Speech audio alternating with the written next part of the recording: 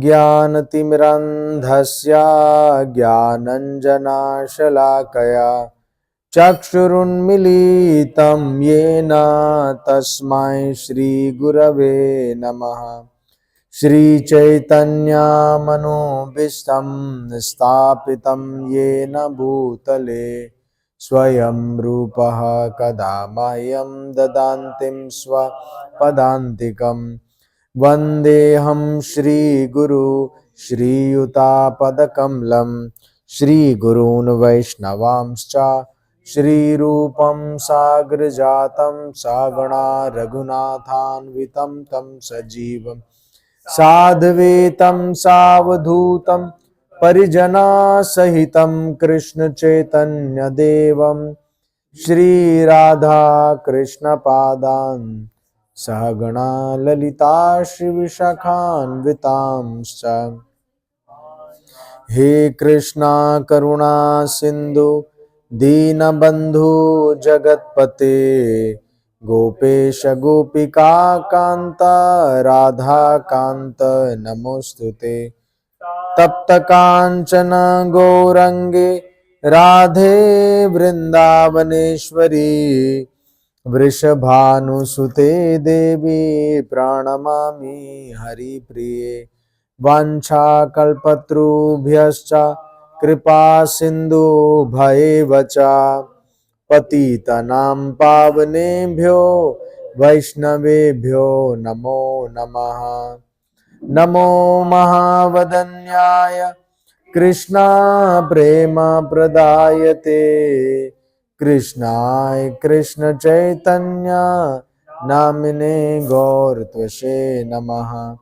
हे कृष्णा करुणा सिंधु दीनबंधु जगतपते गोपेश गोपिका कांत राधा कांत नमोस्तुते। तप्त कांचन गौरंगे राधे वृंदावनेश्वरी वृषभानुसुते देवी प्रणमामि हरिप्रिये। जय श्री कृष्ण चैतन्य प्रभु नित्यानंद श्री अद्वैता गदाधर शिवासदि गौर भक्त वृंद। हरे कृष्णा कृष्णा कृष्णा हरे हरे हरे राम राम राम हरे हरे। अनंत कोटि वैष्णव वृंद की, जगत गुरु श्रील प्रभुपाद की। श्रीमद् भगवत गीता,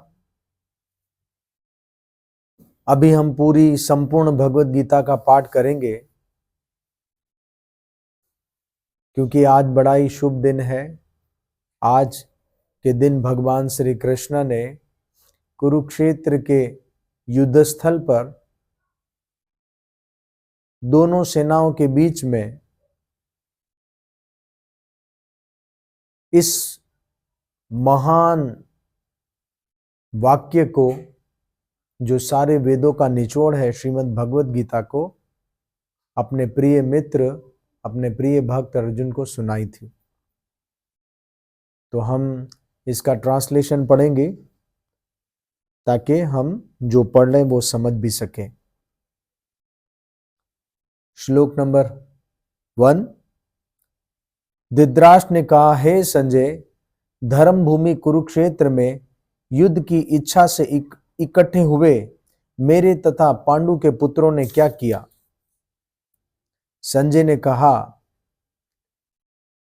हे राजन, पांडु पुत्रों द्वारा सेना की व्यूह रचना देखकर राजा दुर्योधन अपने गुरु के पास गया और उसने ये शब्द कहे, हे आचार्य, पांडु पुत्रों की विशाल सेना को देखो, जिसे आपके बुद्धिमान शिष्य द्रुपद के पुत्र ने इतने कौशल से व्यवस्थित किया है।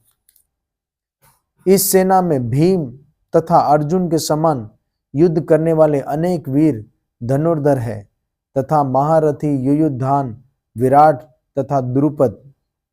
इनके साथ ही दृष्टकेतु, चेकितान, काशीराज, पुरुजीत, कुंती भोज तथा शौब्य जैसे महान शक्तिशाली योद्धा भी है। पराक्रमी युद्धामन्यु, अत्यंत शक्तिशाली उत्तमौजा, सुभद्रा का पुत्र तथा द्रौपदी के पुत्र, ये सभी महारथी हैं। किंतु हे ब्राह्मण श्रेष्ठ, आपकी सूचना के लिए मैं अपनी सेना के उन नायकों के विषय में बताना चाहूंगा जो मेरी सेना को संचालित करने में विशेष रूप से निपुण है। मेरी सेना में स्वयं आप, भीष्म, कर्ण, कृपाचार्य, अश्वत्थामा, विकर्ण तथा सोमदत्त का पुत्र भूरिश्रवा आदि है, जो युद्ध में सदैव विजय हुए हैं। ऐसे अन्य अनेक वीर भी हैं जो मेरे लिए अपना जीवन त्याग करने के लिए उदित है।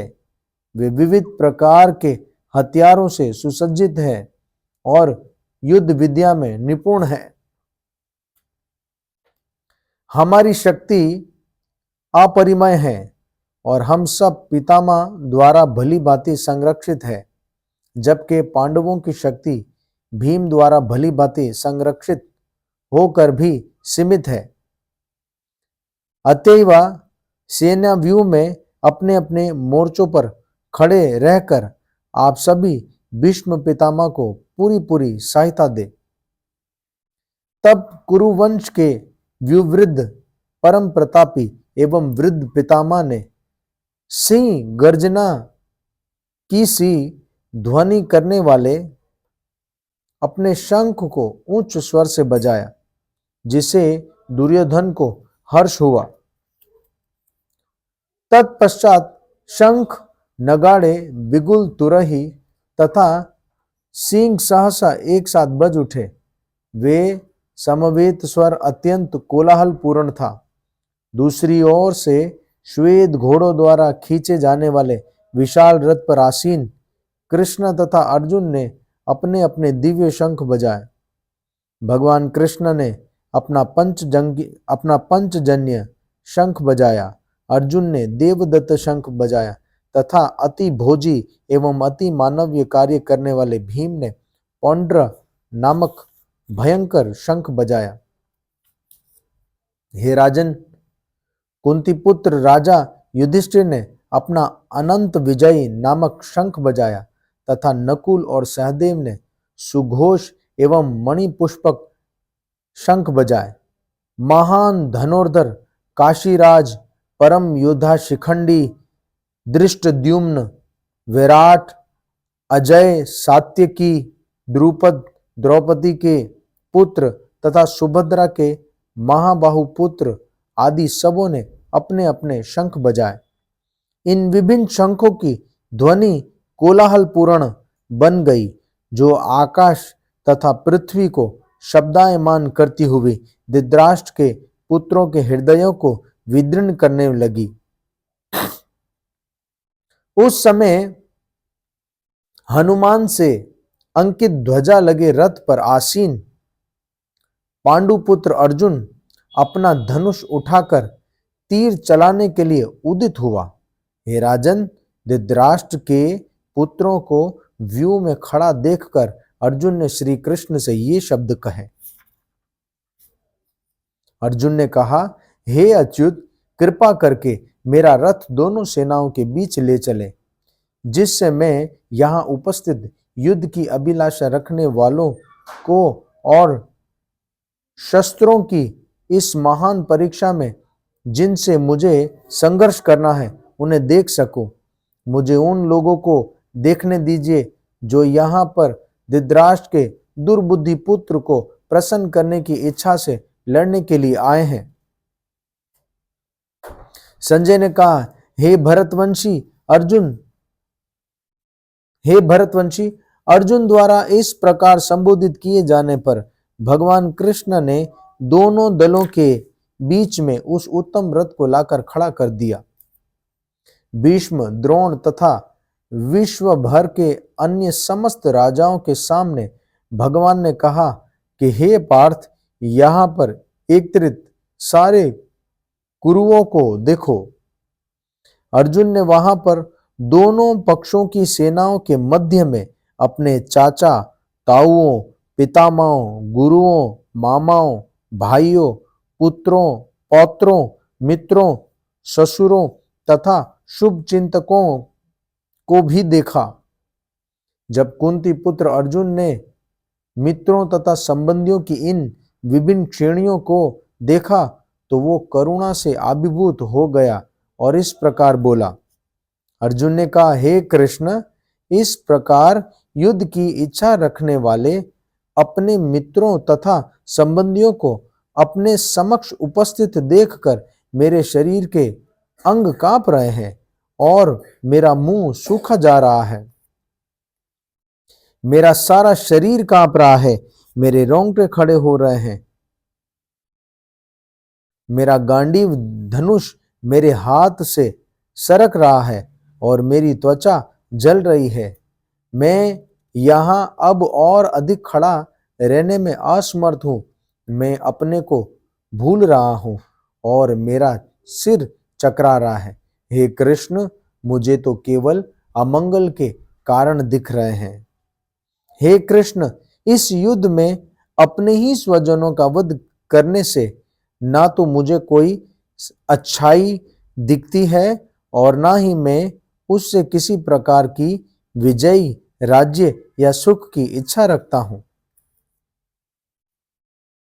हे गोविंद, हमें राज्य, सुख अथवा इस जीवन से क्या लाभ, क्योंकि जिन सारे लोगों के लिए हम इन्हें चाहते हैं वे ही इस युद्ध भूमि में खड़े हैं। हे मधुसूदन, जब गुरुजन, पितृगण, पुत्रगण, पितामह, मामा, ससुर, पौत्रगण, सारे साले तथा अन्य सारे संबंधी अपना अपना धन एवं प्राण देने के लिए तत्पर है और मेरे समक्ष खड़े हैं, तो फिर मैं इन सबों को क्यों मारना चाहूंगा, भले ही वे मुझे क्यों ना मार डाले। हे जीवों के पालक, मैं इन सबों से लड़ने को तैयार नहीं, भले ही बदले में मुझे तीनों लोग क्यों ना मिलते हो। इस पृथ्वी की तो बात ही छोड़ दीजिए। भला धृतराष्ट्र के पुत्रों को मारकर हमें कौन सी प्रसन्नता मिलेगी। यदि हम ऐसे अतताइयों का वध करते हैं तो हम पर पाप चढ़ेगा। अतः ये उचित नहीं होगा कि हम धृतराष्ट्र के पुत्रों और इनके मित्रों का वध करें। हे लक्ष्मीपति कृष्णा, इससे हमें क्या लाभ होगा और अपने ही कुटुंबियों को मारकर हम किस प्रकार सुखी हो सकते हैं। हे जनार्दन, यद्यपि लोभ से अभिभूत चित्त वाले ये लोग अपने परिवार को मारने या अपने मित्रों से द्रोह करने में कोई दोष नहीं देखते, किंतु हम लोग जो परिवार के विनष्ट करने में अपराध देख सकते हैं, ऐसे पाप कर्म में क्यों प्रवृत्त हो। कुल का नाश होने पर सनातन कुल परंपरा नष्ट हो जाती है और इस तरह शेष कुल भी अधर्म में प्रवृत्त हो जाता है।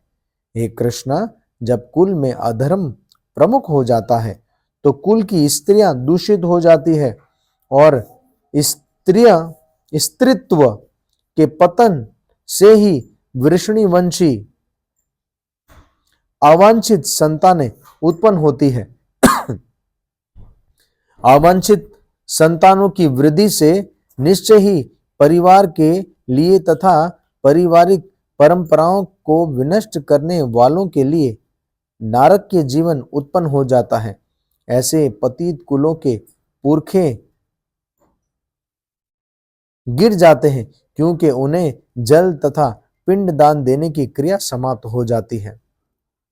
जो लोग कुल परंपरा को विनष्ट करते हैं और इस तरह अवांछित संतानों को जन्म देते हैं, उनके दुष्कर्मों से समस्त प्रकार की सामुदायिक योजनाएं तथा पारिवारिक कल्याण कार्य विनष्ट हो जाते हैं। हे प्रजापालक कृष्णा, मैंने गुरु परंपरा से सुना है कि जो लोग कुल धर्म का विनाश करते हैं वे सदैव नरक में वास करते हैं। ओ कितने आश्चर्य की बात है कि हम सब जघन्य पाप कर्म करने के लिए उदित हो रहे हैं। राज्य सुख भोगने की इच्छा से प्रेरित होकर हम अपने ही संबंधियों को मारने पर तुले हुए हैं। यदि शस्त्रधारी धृतराष्ट्र के पुत्र मुझ निहत्थे तथा रणभूमि में प्रतिरोध न करने वाले को मारे तो ये मेरे लिए श्रेयस्कर होगा। संजय ने कहा, युद्ध भूमि में इस प्रकार कहकर अर्जुन ने अपना धनुष तथा बाण एक ओर रख दिया और शोका संताप्त चित्त से रथ के आसन पर बैठ गया। इस प्रकार श्रीमद् भगवत गीता का पहला अध्याय, जिसका नाम है कुरुक्षेत्र के युद्ध स्थल में सैन्य निरीक्षण, यहाँ पर समाप्त हुआ। हरे कृष्णा हरे। अध्याय 2 गीता का सार। संजय ने कहा, करुणा से व्याप्त शोकयुक्त अश्रुपूरित नेत्रों वाले अर्जुन को देखकर मधुसूदन कृष्ण ने ये शब्द कहे। श्री भगवान ने कहा, हे अर्जुन, तुम्हारे मन में ये कल्मश आया कैसे? ये उस मनुष्य के लिए तनिक भी अनुकूल नहीं है जो जीवन के मूल्य को जानते हैं। इससे उच्च लोक की नहीं अपितु अपेक्ष की प्राप्ति होती है। हे प्रथापुत्र, इस हीन नपुंसकता को प्राप्त मत हो, ये तुम्हें शोभा नहीं देती। हे शत्रुओं के दमन करता, हृदय की शूद्र दुर्बलता को त्याग कर युद्ध के लिए खड़े हो जाओ। अर्जुन ने कहा, हे शत्रुहंता, हे मधुसूदन, मैं युद्ध भूमि में किस तरह भीष्म तथा द्रोण जैसे पूजनीय व्यक्तियों पर उलटकर बाण चलाऊंगा? ऐसे महापुरुषों को जो मेरे गुरु है, उन्हें मारकर जीने की उपेक्षा इस संसार में भीख मांगकर खाना अच्छा है। भले ही वे सांसारिक लाभ के इच्छुक हो, किंतु है तो गुरुजन ही। यदि उनका वध होता है तो हमारे द्वारा भोग्य प्रत्येक वस्तु उनके रक्त से सनी होगी। हम ये भी नहीं जानते कि हमारे लिए क्या श्रेष्ठ है, उनको जीतना या उनके द्वारा जीते जाना। यदि हम धृतराष्ट्र के पुत्रों का वध कर देते हैं तो हमें जीवित रहने की आवश्यकता नहीं है। फिर भी वे युद्ध भूमि में हमारे समक्ष खड़े हैं। अब मैं अपनी कृपण दुर्बलता के कारण अपना कर्तव्य भूल गया हूं और सारा धैर्य खो चुका हूं। ऐसी अवस्था में मैं आपसे पूछ रहा हूं कि जो मेरे लिए श्रेयस्कर हो उसे निश्चित रूप से बतलाइए। अब मैं आपका शिष्य हूं और आपका शरणागत हूं। कृपया मुझे उपदेश दीजिए। मुझे ऐसा कोई साधन नहीं दिखता जो मेरी इंद्रियों को सुखाने वाले इस शोक को दूर कर सके। स्वर्ग पर देवताओं के आधिपत्य की तरह इस धन धान्य संपन्न सारी पृथ्वी पर निष्कटक राज्य प्राप्त करके भी मैं इस दुख को दूर नहीं कर सकूंगा। संजय ने कहा, इस प्रकार कहने के बाद शत्रुओं का दमन करने वाला अर्जुन कृष्ण से बोला, हे गोविंद, मैं युद्ध नहीं करूंगा, और चुप हो गया।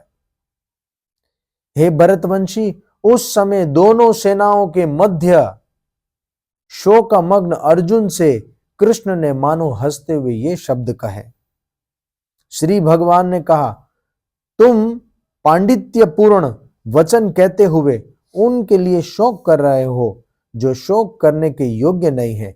जो विद्वान होते हैं वो ना तो जीवित के लिए ना ही मृत के लिए शोक करता है। ऐसा कभी नहीं हुआ कि मैं ना रहा हो या तुम ना रहे हो अथवा ये समस्त राजा ना रहे हो, और ना ही ऐसा भविष्य में होगा कि हम लोग ना रहेंगे। जिस प्रकार शरीरधारी आत्मा इस वर्तमान शरीर में बाल्य अवस्था से तरुण अवस्था में और फिर तरुण अवस्था से वृद्ध अवस्था में निरंतर अग्रसर होता रहता है, उसी प्रकार मृत्यु होने पर आत्मा दूसरे शरीर में चला जाता है। धीर व्यक्ति ऐसे परिवर्तन से मोह को प्राप्त नहीं होता। हे कुंती पुत्र, सुख और दुख का क्षणिक उदय और कालक्रम में उनका अंतर्धान हो जाना सर्दी और गर्मी के ऋतुओं के आने जाने के समान है। हे भरतवंशी, वे इंद्रिय बोध से उत्पन्न होता है और मनुष्य को चाहिए कि अविचल भाव से उनको सहन करना सीखे। हे पुरुष श्रेष्ठ अर्जुन, जो पुरुष सुख और दुख में विचलित नहीं होता और इन दोनों में संभाव रखता है, वे निश्चित रूप से मुक्ति के योग्य है। तत्वदर्शियों ने यह निष्कर्ष निकाला है कि असत यानी भौतिक शरीर का तो कोई चिर अस्तित्व नहीं है, किंतु सत्य यानी आत्मा अपरिवर्तित रहता है।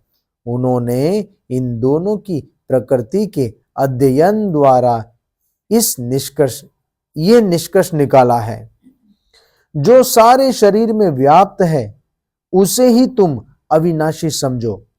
उस अव्यय आत्मा को नष्ट करने में कोई भी समर्थ नहीं है। अविनाशी, अपरिमेय तथा शाश्वत जीव के भौतिक शरीर का अंत अवश्य भावी है। अतः हे भरतवंशी, युद्ध करो।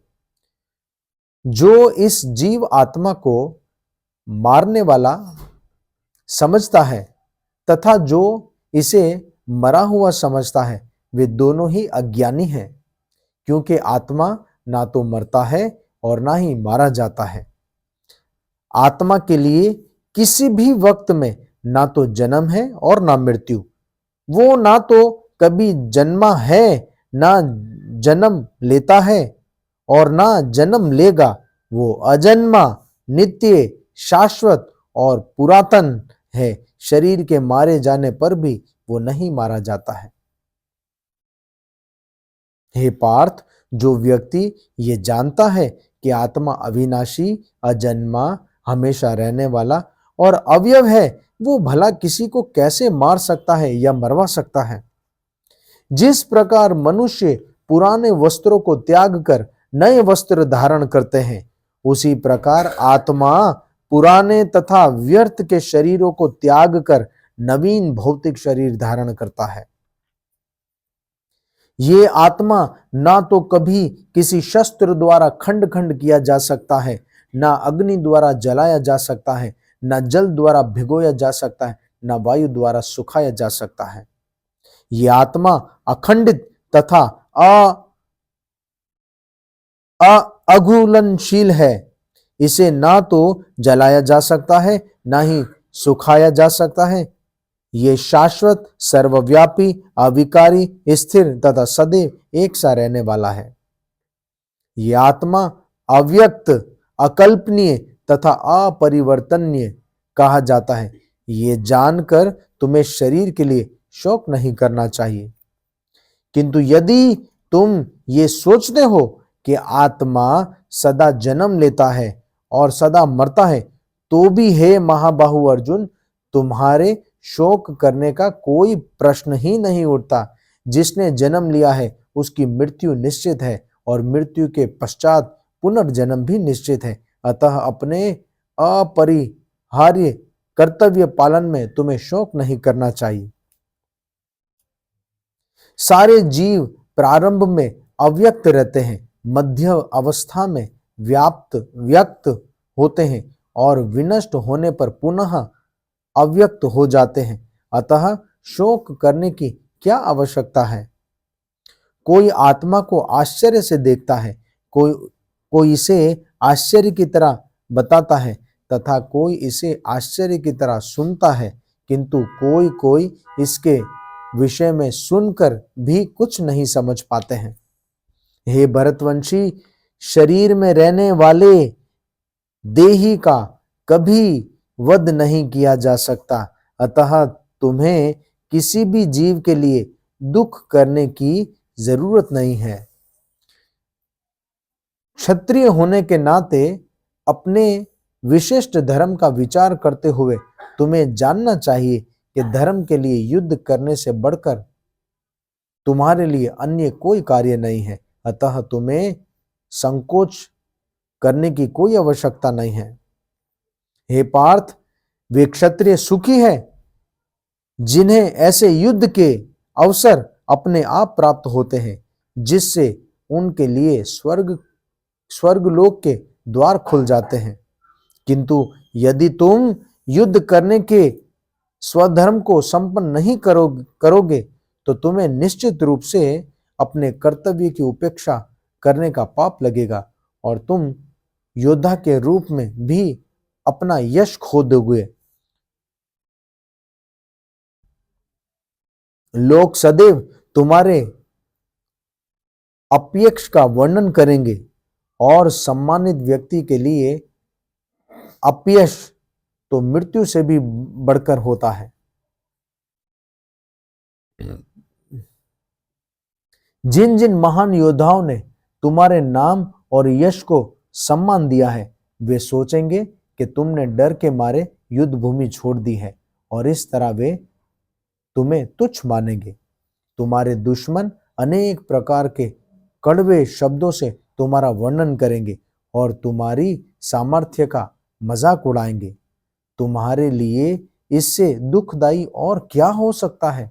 हे कुंती पुत्र, तुम यदि युद्ध में मारे जाओगे तो स्वर्ग प्राप्त करोगे, या यदि तुम जीत जाओगे तो पृथ्वी के साम्राज्य का भोग करोगे। अतः दृढ़ संकल्प करके खड़े हो जाओ और युद्ध करो।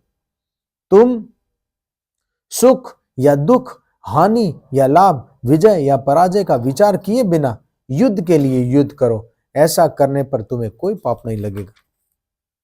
यहां मैंने वैश्लेषिक अध्ययन यानी सांख्या द्वारा इस ज्ञान का वर्णन किया है। अब निष्काम भाव से कर्म करना बता रहा हूं, उसे सुनो। हे प्रथापुत्र, तुम यदि ऐसे ज्ञान से कर्म करोगे तो तुम कर्मों के बंधन से अपने को मुक्त कर सकते हो। इस प्रयास में ना तो नुकसान होता है, ना ही हास, अपितु इस रास्ते पर की गई थोड़ी सी भी प्रगति महान भय से रक्षा कर सकती है। जो इस मार्ग पर चलते हैं वे प्रयोजन में दृढ़ रहते हैं और उनका लक्ष्य भी एक होता है। हे कुरुनंदन, जो दृढ़ प्रतिज्ञ नहीं है उनकी बुद्धि अनेक शाखाओं में विभक्त रहती है।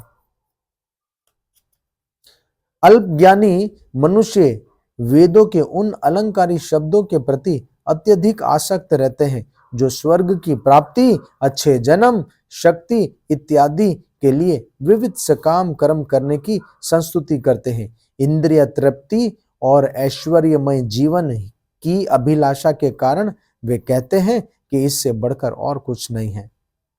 जो लोग इंद्रिय भोग तथा भौतिक ऐश्वर्यों के प्रति बहुत ज्यादा आसक्त होने से ऐसे वस्तुओं से मोहग्रस्त हो जाते हैं, उनके मनों में भगवान के प्रति भक्ति का दृढ़ निश्चय नहीं हो पाता है। वेदों में मुख्यतः प्रकृति के 3 गुणों का वर्णन हुआ है।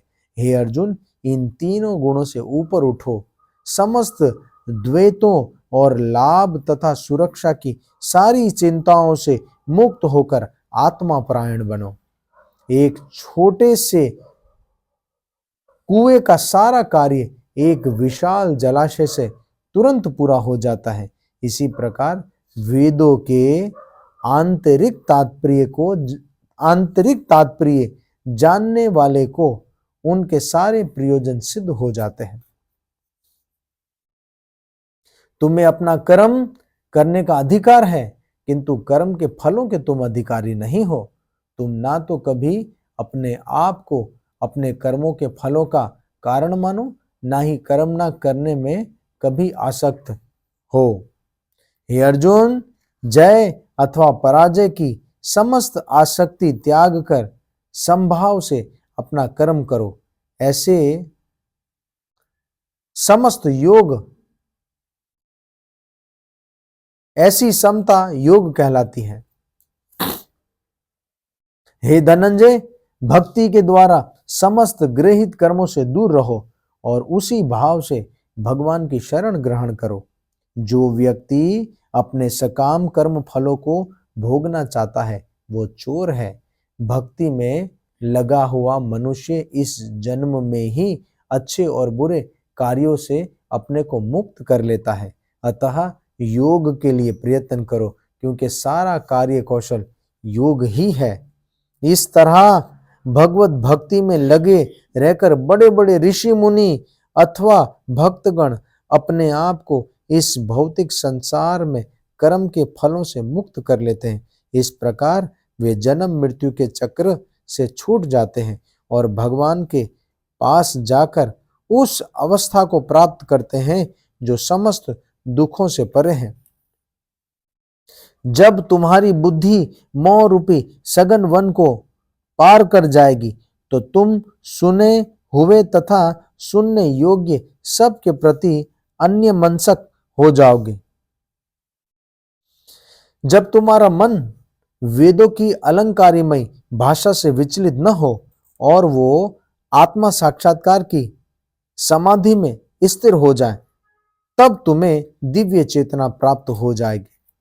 अर्जुन ने कहा, हे कृष्णा, अध्यात्म में लीन चेतना वाले व्यक्ति के क्या लक्षण है?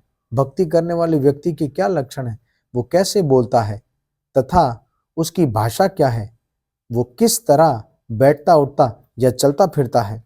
श्री कृष्ण ने कहा, हे पार्थ, जब मनुष्य मनोधर्म से पैदा होने वाली सारी इंद्रिय तृप्ति की समस्त कामनाओं का परित्याग कर देता है और जब इस तरह से विशुद्ध हुआ उसका मन आत्मा में संतोष प्राप्त करता है, तो वो विशुद्ध दिव्य चेतना को प्राप्त कहा जाता है। जो त्रयी तापों के होने पर भी मन में विचलित नहीं होता या फिर सुख में प्रसन्न नहीं होता और जो आसक्ति, भय तथा क्रोध से मुक्त है, वो स्थिर मन वाला मुनि कहलाता है। इस भौतिक जगत में जो व्यक्ति ना तो शुभ की प्राप्ति से हर्षित होता है और ना अशुभ के प्राप्त होने पर इससे घृणा करता है, वो पूर्ण ज्ञान में स्थित होता है। जिस प्रकार कछुआ अपने अंगों को संकुचित करके खोल के भीतर कर लेता है, उसी तरह जो मनुष्य अपनी इंद्रियों को इंद्रिय विषयों से खींच लेता है, वे पूर्ण चेतना में दृढ़ता पूर्वक स्थिर होता है। देहधारी जीव इंद्रिय भोग से भले ही निवृत्त हो जाए, पर उसमें इंद्रिय भोगों की इच्छा बनी रहती है, लेकिन उत्तम रस के अनुभव होने से ऐसे कार्य को बंद करने पर वो भक्ति में स्थिर हो जाता है। हे अर्जुन, इंद्रियां इतनी प्रबल तथा वेगवान हैं कि वे उस विवेकी पुरुष के मन को भी बलपूर्वक हर लेती है जो उन्हें वश में करने का प्रयत्न करता है। जो इंद्रियों को पूरी तरह वश में रखते हुए इंद्रिय संयमन करता है और अपनी चेतना को मुझ में स्थिर कर देता है, वो मनुष्य स्थिर बुद्धि कहलाता है। इंद्रिय विषयों का चिंतन करते हुए मनुष्य की उनमें आसक्ति उत्पन्न हो जाती है और ऐसी आसक्ति से काम उत्पन्न होता है और फिर काम से क्रोध प्रकट होता है। क्रोध से पूर्ण मोह उत्पन्न होता है और मोह से संपूर्ण स्मरण शक्ति का विभ्रमम हो जाता है। जब स्मरण शक्ति भ्रमित हो जाती है तो बुद्धि नष्ट हो जाती है और बुद्धि नष्ट होने पर मनुष्य भवकूप में पुनः गिर जाता है। किंतु समस्त राग और द्वेष से मुक्त एवं अपनी इंद्रियों को संयम द्वारा वश में करने में समर्थ व्यक्ति भगवान की पूर्ण कृपा प्राप्त कर सकता है। इस प्रकार से कृष्ण भावनामृत में तुष्ट व्यक्ति के लिए संसार के तीनों ताप नष्ट हो जाते हैं और ऐसी तुष्ट चेतना होने पर उसकी बुद्धि शीघ्र ही स्थिर हो जाती है। जो कृष्ण भावना अमृत में परमेश्वर से संबंधित है उसकी ना तो जो कृष्ण भावना अमृत में परमेश्वर से संबंधित नहीं है, उसकी ना तो बुद्धि दिव्य होती है और ना ही मन स्थिर होता है, जिसके बिना शांति की कोई संभावना नहीं है। शांति के बिना सुख हो भी कैसे सकता है? जिस प्रकार पानी में तैरती नाव को प्रचंड वायु दूर बहा ले जाती है, उसी प्रकार विचरणशील इंद्रियों में से कोई एक जिस पर मन निरंतर लगा रहता है, मनुष्य की बुद्धि को हर लेती है। इसीलिए हे महाबाहु अर्जुन, जिस पुरुष की इंद्रियां अपने अपने विषयों से सब प्रकार से विरक्त होकर उसके वश में है, उसी की बुद्धि निस्संदेह स्थिर है। जो सब जीवों के लिए रात्रि है, वो आत्मा संयमियों के जागने का समय है, और जो समस्त जीवों के जागने का समय है, वे आत्मा निरीक्षण मुनि के लिए रात्रि है। जो पुरुष समुद्र में निरंतर प्रवेश करती रहने वाली नदियों के समान इच्छाओं के निरंतर प्रवाह से विचलित नहीं होता और जो सदैव स्थिर रहता है, वही शांति प्राप्त कर सकता है, वो नहीं जो ऐसी इच्छाओं को तुष्ट करने की चेष्टा करता रहता है। जिस व्यक्ति ने इंद्रिय तृप्ति की सारी इच्छाओं का परित्याग कर दिया है, जो इच्छाओं से रहित रहता है और जिसने सारी ममता त्याग दी है और तथा अहंकार से रहित है, वही वास्तव में वास्तविक शांति को प्राप्त कर सकता है। यह आध्यात्मिक तथा ईश्वरीय जीवन का रास्ता है, जिसे प्राप्त करके मनुष्य मोहित नहीं होता है। यदि कोई जीवन के अंतिम समय में भी इस तरह स्थिर हो, तो वो भगवान के धाम में प्रवेश कर सकता है। इस प्रकार श्रीमद् भगवद गीता के दूसरे अध्याय गीता का सार नामक यहाँ पर ये पूरा अध्याय संपूर्ण हुआ। हरे कृष्णा कृष्णा कृष्णा हरे हरे, हरे राम राम राम हरे। कर्म योग। अर्जुन चयो, हे जनार्दन, हे केशव, जेकॾहिं तूं सोचें थो त बुद्धि सकाम कर्म खां बहितर आहे, त पोइ तूं मूं खे हिन भयानक युद्ध में छो थो लॻाइण चाहें? मुंहिंजी बुद्धि तुंहिंजे अनेक अर्थनि वारे उपदेश द्वारा मोह में पइजी वई आहे। तंहिं लाइ महिरबानी करे मूं खे हिकु ॻाल्हि जो फ़ैसिलो करे ॿुधा त मुंहिंजे लाइ सभ खां वधीक फ़ाइदे वारो मार्ग कहिड़ो थींदो। भॻवानु चयो, हे निष्पाप अर्जुन, मूं अॻ में ई ॿुधायो आहे त ॿिनि क़िस्मनि इंसान आत्म साक्षात्कार जी कोशिशि कंदा आहिनि। कुझु उनखे ज्ञान योग जे ज़रिए सम्झणु चाहिनि था त कुझु भक्ति योग सां सम्झणु चाहिनि था। फ़क़ति कर्म न करण सां को बि कर्म फल खां मुक्ति नथो प्राप्त करे सघे, न को रुगो त्याग सां कोई बि सिद्धि खे प्राप्त करे सघे थो। हर को माण्हू पंहिंजे भौतिक प्रकृति जे गुणनि अनुसार बेवसीअ सां कर्म करण लाइ मजबूर थिए थो। तंहिं करे को बि हिकु फल जे लाइ कर्म करण खां सवाइ कोई रही कोन थो सघे। जेको माण्हू कर्म इंद्रियनि खे वस में त करे थो, पर जंहिंजो मन इंद्रियनि जे विषयनि जो चिंतन करे थो, उहो पक पाण खे धोखो ॾिए थो ऐं उनखे पाखंडी चइबो आहे। ॿी तरफ़ जेकॾहिं हिकु ईमानदार माण्हू मन जे ज़रिए कर्म इंद्रियनि खे क़ाबू करण जी कोशिशि करे थो ऐं बिना मोह जे कर्म योग शुरू करे थो, त हू तमामु उत्तम पुरुष आहे। पंहिंजो मुक़ररु थियल फ़र्ज़ु पूरो कर, छाकाणि त ईअं ई कर्म न करण खां बहितर आहे। को बि कर्म खां सवाइ पंहिंजे शरीर जी पालना नथो करे सघे। विष्णु लाइ यज्ञ जे रूप में कर्म पूरो करणो आहे, न त कर्म हिन भौतिक जगत में बंधन जो करण थी पवे थो। तंहिं करे हे कुंती जा पुट, हिन जी प्रसन्नता लाइ पंहिंजा मुक़ररु थियल फ़र्ज़ पूरा कर ऐं उन नमूने तूं सदाईं बंधन खां मुक्त रहंदे।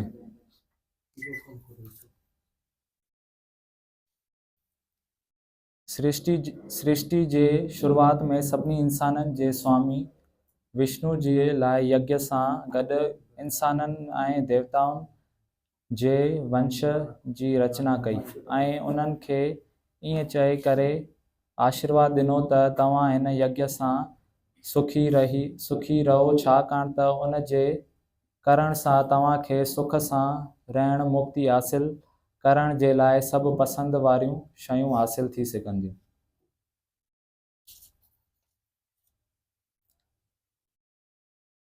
देवताउनि यज्ञनि दौरान प्रसन्न थी करे तोखे बि प्रसन्न कंदा ऐं अहिड़ी तरह माण्हुनि ऐं देवताउनि जे विच में ताउन सां सभिनी जो कल्याण थींदो।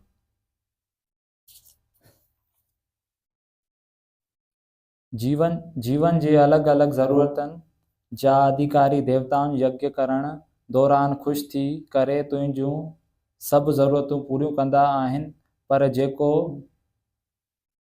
मोट में देवताउनि खे अर्पण करण खां सवाइ उन्हनि सुखातनि जो भोग करे थो, उहो पक ई चोर आहे। भॻवान जा भक्त सभिनी क़िस्मनि जे पापनि खां मुक्त थियनि था, छाकाणि त उहे इहो भोजन खाइनि था जेको पहिरियां यज्ञ लाइ अर्पण कयो वञे थो। जेको माण्हू निजी इंद्रिय भोग लाइ भोजन तयारु कनि था, उहे पक ई पाप खाइनि था।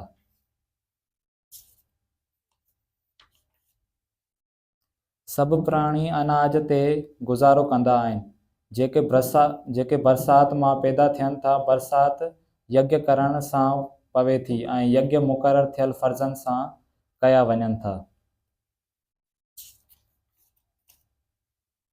नियमित कार्य वेदनि में मुक़ररु थियल आहिनि ऐं वेद साक्षात भॻवान मां प्रकट थिया आहिनि। नतीजन सर्वव्यापी ब्रह्म यज्ञनि जे कर्मनि में सदाईं स्थित थियल आहे।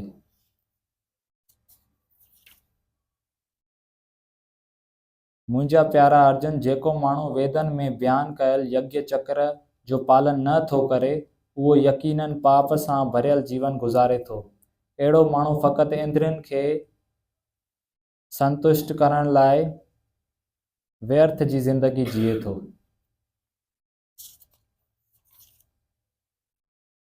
पर जेको माण्हू पाण में आनंद माणे थो, जंहिंजो मनुष्य जीवन आत्म साक्षात्कार में पूर्ण आहे ऐं जेको सिर्फ़ पाण में संतुष्ट रहे थो, उन जे लाइ कुझु बि कर्तव्य कोन आहे। आत्म साक्षात्कार माण्हू खे पंहिंजो मुक़ररु थियल फ़र्ज़नि खे पूरे करण में को बि मक़सदु कोन आहे, न को हुनखे अहिड़े कर्म करण जो कोई कारण आहे, न को कंहिं ॿिए प्राणी ते हिन खे निर्भर करण जी काई ज़रूरत आहे। तंहिं करे कर्म फल में आसक्त थियण बिना इंसान खे पंहिंजो फ़र्ज़ु सम्झी करे सदाईं कर्म करणु घुरिजे, छाकाणि त बिना मोह जे कर्म करण सां माण्हू परम ब्रह्म जी प्राप्ति थींदी आहे। जनक जहिड़े राजाउनि सिर्फ़ मुक़ररु थियल कर्मनि करण सां सिद्धि खे प्राप्त कयो। तंहिं करे आम माण्हुनि खे सिख्या ॾियण जे लाइ तोखे पंहिंजो कर्म करणु घुरिजे।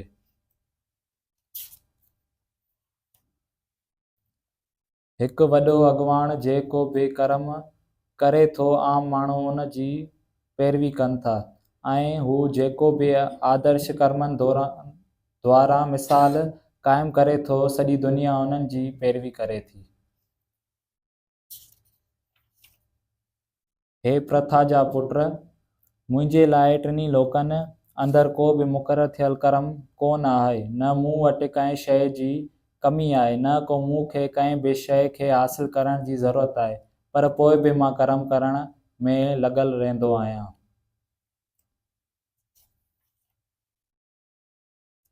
हे प्रथा जा पुट, छो त जेकॾहिं मां पंहिंजे फ़र्ज़ खे सावधानी सां पूरो न कंदुसि त पक ई सभु माण्हू मुंहिंजे मार्ग जी पैरवी कंदा। जेकॾहिं मां मुक़ररु थियल फ़र्ज़ पूरा न कंदुसि त इहे सभु लोक नास थी वेंदा ऐं मां वर्ण शंकर जी उत्पत्तीअ जो कारण बणिजंदुसि ऐं ईअं ई करण सां मां सभिनी जीव आत्माउनि जी शांती नास करे छॾींदुसि।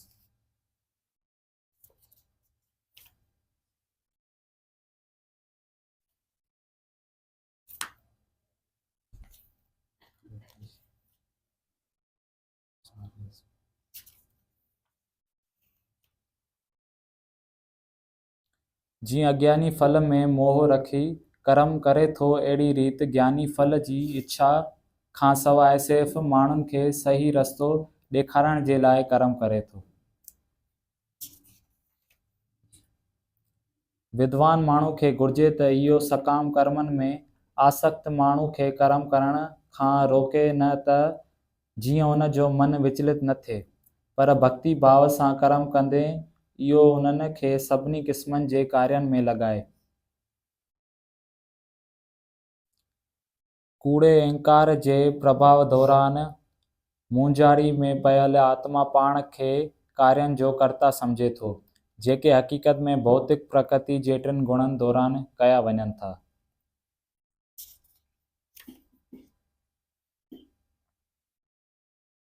हे शक्तिशाली ॿाहुनि वारा, जंहिंखे हक़ीक़त जो ज्ञान आहे, उहो भक्ति में कर्म करण ऐं कर्म फलनि लाइ कर्म करण खे चङी रीति ॼाणे थो ऐं पंहिंजे पाण खे इंद्रिय तृप्ति में न लॻाईंदो आहे। भौतिक प्रकृति जे गुणनि खां परेशान अज्ञानी माण्हू पाण खे पूरी तरह सां भौतिक कार्यनि में लॻाइनि था ऐं मुंझी वञनि था। जेतोणीकि उन्हनि जा इहे कार्य उन्हनि जे ज्ञान जी घटिताईअ जे कारण घटि दर्जे जा हूंदा आहिनि, पर ज्ञानी खे घुर्जे त उन्हनि खे परेशान न करे। तंहिं करे हे अर्जुन, पंहिंजे सभिनी कर्मनि खे मूं में अर्पण करे मुंहिंजे ज्ञान सां पूरन थी करे लाभ जी इच्छा रहित मालकपणी जी देवीअ खां सवाइ ऐं आलस खां मुक्त थी करे युद्ध कर। जेके माण्हू मुंहिंजे आदेश जे मुताबिक़ कार्य कंदा आहिनि, जेके ईर्ष्या रहित थी करे हिन उपदेश जो श्रद्धापूर्वक पालन कनि था, इहे सकाम कर्मनि जे बंधन खां मुक्त थी वञनि था। पर उहे जेके ईर्ष्या जे करे इन्हनि सिख्याउनि खे नज़रअंदाज़ कनि था ऐं इन्हनि जी पालना कोन था कनि, उन्हनि खे संपूर्ण ज्ञानहीन, मूर्ख ऐं सिद्धि लाइ पंहिंजी कोशिशनि में नाकाम थियल सम्झणु घुर्जे। ज्ञानी माण्हू बि पंहिंजे सुभाउ मुताबिक़ कमु करे थो, छाकाणि त हू को टिनि गुणनि मां प्राप्त थियल सुभाउ जे मुताबिक़ कर्म करे थो। पंहिंजे कर्मनि खे रोकण सां छा थी सघे थो? हर हिकु इंद्रिय ऐं उन्हनि जे विषयनि जे मुतालिक़ मोह ऐं ईर्ष्या खे क़ाइदे में हलाइण लाइ सिद्धांत आहिनि। माण्हू खे अहिड़े मोह ऐं ईर्ष्या जो काबूअ में न अचणु घुर्जे, छाकाणि त इहे आत्म साक्षात्कार जे मार्ग में रुकावट आहिनि।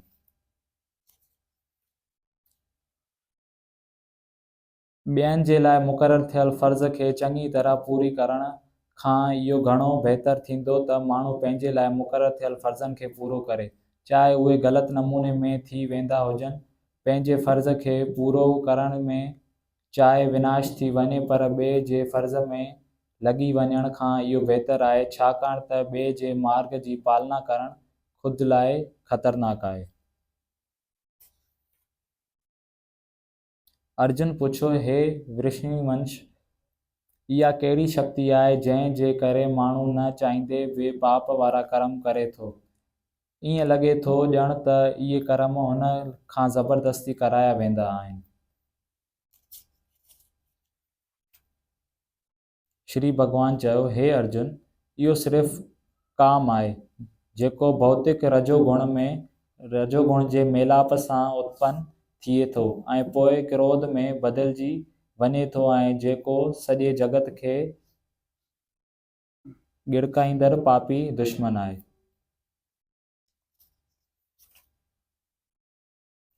जीअं बाहि धुने सां ढकिजी वञे थी, जीअं आरसी मिटी सां ढकिजी वञे थी, या जीअं ॿार गर्भधानीअ सां ढकिजी वञे थो, साॻी तरह जीवात्मा हिन वासना जे अलॻि अलॻि दर्जनि सां ढकिजी वञे थो। अहिड़ी रीति ज्ञानी जीवात्मा जी शुद्ध चेतना हिन जे काम रूपी शाश्वत दुश्मन जे दौरान ढकिजी वञे थी, जेको कॾहिं बि तृप्त नथो थिए ऐं जेको बाहि वांगुरु ॿरंदो रहे थो। इंद्रियूं, मन ऐं बुद्धि हिन काम जीवन रहण जूं जायूं आहिनि। इन्हनि जे ज़रिए काम जीव आत्मा जे असल ज्ञान खे ढकी हिन खे मोह में फासाए छॾे थो।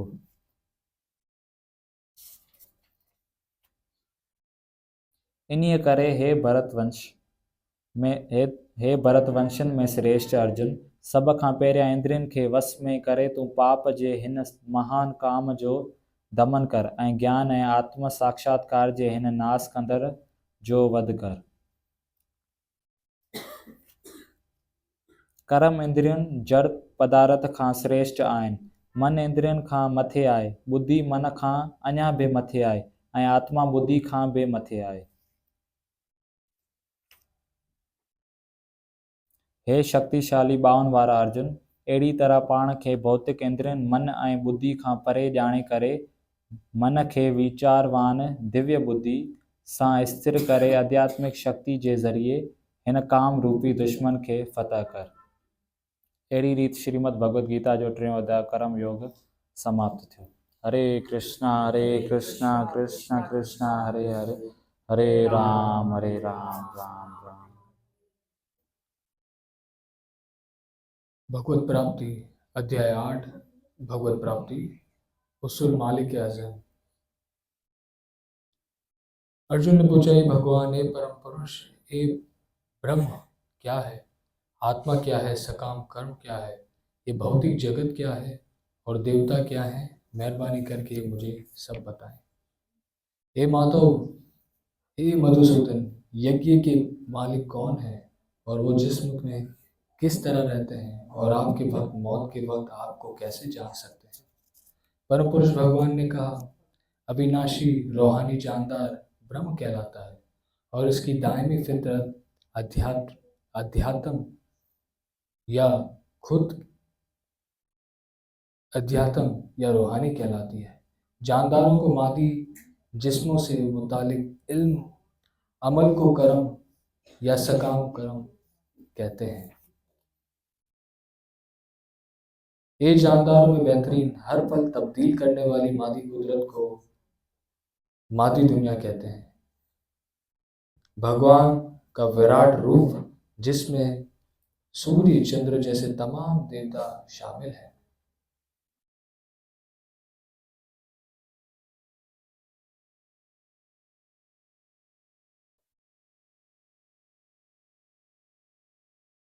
रूहानी कहलाता है और परमेश्वर जो हर एक जानदार के दिल में परमात्मा की सूरत में मौजूद हो, यज्ञ का मालिक कहलाते हैं। और जिंदगी के आखिरी लम्हे में जो सिर्फ मुझी को याद करते हुए इस जिस्म को छोड़ता है, वो फौरन मेरे परम धाम को हासिल करता है, इसमें जरा भर भी शक नहीं। एक कुंती के बेटे, जिस्म छोड़ते वक्त इंसान जिस हालत को याद करता है वो यकीनन उसी हालत को हासिल करता है। इसीलिए ए अर्जुन, तुम्हें हमेशा कृष्ण रूप में मुझे याद करना चाहिए और साथ ही जंग करने के फर्ज को निभाना चाहिए। फिर अपने कर्मों को मुझे अर्पण करके और अपने मन और अकल को मुझ पर जमा कर बेशक तुम मुझे हासिल करोगे। ये पार्थ, जो शख्स अपने मन को मुझे याद करने में हमेशा लगाए रख कर इस रास्ते से भटके बगैर परम पुरुष भगवान के रूप में मेरा ध्यान करता है, वो यकीनन मुझे हासिल करता है।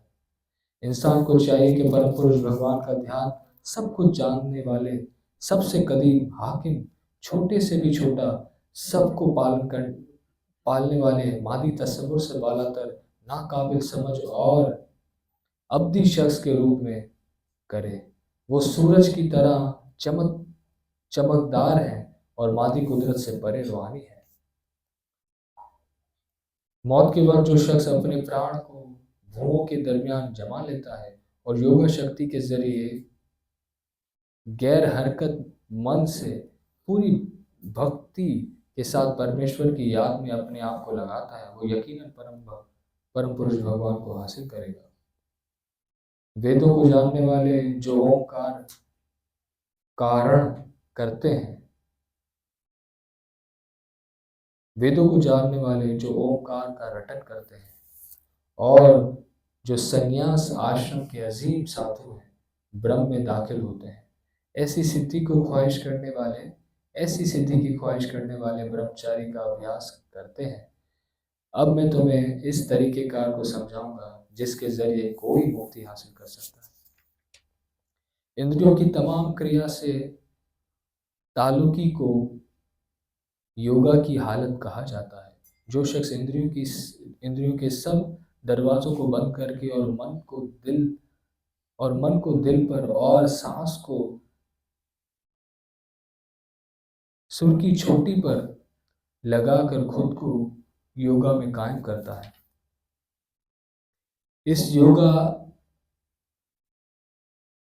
इस योगा रियाज में कायम होकर और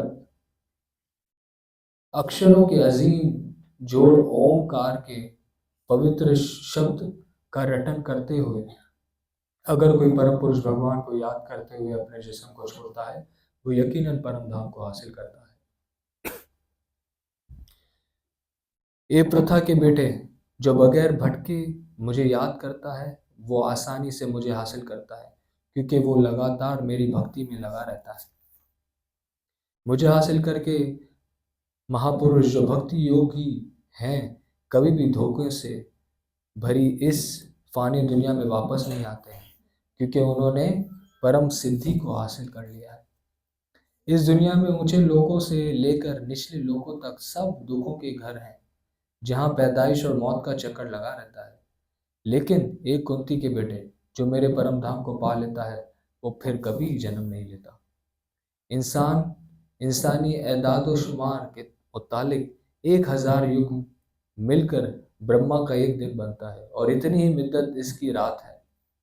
ब्रह्मा जी के दिन की शुरुआत में तमाम जानदार अदम वजूद से युक्त जाहिर होते हैं और ब्रह्मा जी की रात पर इन तमाम जानदारों का नाश हो जाता है। जब ब्रह्मा का दिन आता है तो तमाम जानदार वजूद में आते हैं और ब्रह्मा की रात के आने पर वो बेबसी की हालत में नाश हो जाते हैं। इसके अलावा एक और ऐसी जो जाहिर ना हो कुदरत है, जो लाफानी है और इस जाहिर और गैर जाहिर होने वाले मादी से परे है। ये अजीम और कभी नाश ना होने वाली, जब इस संसार का पूरी तरह नाश हो जाता है तब भी उसका नाश नहीं होता। जैसे वेदांती गैर जाहिर और अविनाशी बनाते हैं, जो परम गुणों जो परम गंतव्य है, जिससे हासिल कर लेने पर कोई वापस नहीं आता, वही मेरा परम धाम है। परम पुरुष भगवान जो कि सबसे अजीम है, शुद्ध भक्ति से हासिल किए जा सकते हैं। अगरचे वो अपने परम धाम में मौजूद रहते हैं तो भी वो हर जगह मौजूद हैं और सब कुछ उन्हीं में कायम है। हे भरत श्रेष्ठ, अब मैं तुम्हें उन मुख्तलिफ औकात को बताता हूँ जिनमें इस संसार से गुजर जाने पर योगी वापस आता है या नहीं आता है। जो परम ब्रह्म को जानते हैं वो अग्नि देवता के प्रभाव में, रोशनी में, दिन के मुबारक लम्हे में, शुक्ल पक्ष में या इन 6 महीनों के दौरान जब सूरज शुमाल में सफ़र करता है, इस संसार में गुजर जाता है, इस संसार से गुजर जाने पर इस परम ब्रह्म को हासिल करता है। जो योगी धुंध रात, अंधेरों रातों यानी चांद के आखिरी 15 दिन के 6 महीने सब सूरज जुनूब में होता है, वो चंद्र लोक पर जाता है लेकिन फिर वापस नहीं आता है। वो चंद्र लोक पर जाता है और फिर वापस नहीं आता है। हे अर्जुन, जो भक्त इन दो रास्तों को जानता है कभी उलझन का शिकार नहीं होता है, लिहाजा हमेशा भक्ति में कायम रहो। जो शख्स भक्ति मार्ग को अपनाता है वो वेद अभ्यास, तपस्या, दान, यज्ञ, ज्ञान और फल आवर कर्म के फलों से महरूम नहीं होता। वो सिर्फ भक्ति करके ही इन तमाम फलों को हासिल करता है और आखिर में मेरे अजीम परम धाम को पाता है। इस तरह श्रीमद् भगवद गीता के 8वें अध्याय भगवत प्राप्ति उसूल मालिक आज़ीम के बारे में भक्ति वेदांत मफाहिम का इख्तिताम होता है। हरे कृष्णा कृष्णा कृष्णा हरे हरे, हरे राम राम राम हरे हरे। अध्याय 9 मोस्ट कॉन्फिडेंशियल नॉलेज, परम गुह्य ज्ञान। श्री भगवान ने कहा, हे अर्जुन, क्योंकि तुम मुझसे कभी ईर्ष्या नहीं करते, इसीलिए मैं तुम्हें ये परम गुह्य ज्ञान तथा अनुभूति बतलाऊंगा, जिसे जानकर तुम संसार के सारे कलेशों से मुक्त हो जाओगे।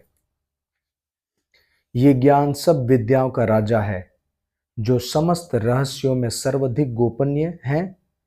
ये परम शुद्ध है, और क्योंकि ये आत्मा की प्रत्यक्ष अनुभूति कराने वाला है, अतः ये धर्म का सिद्धांत है। ये अविनाशी है और अत्यंत सुखपूर्वक संपन्न किया जा सकता है।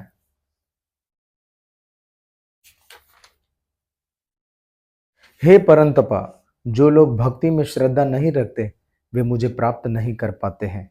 वे इस भौतिक जगत में जन्म मृत्यु के मार्ग पर वापस आते रहते हैं।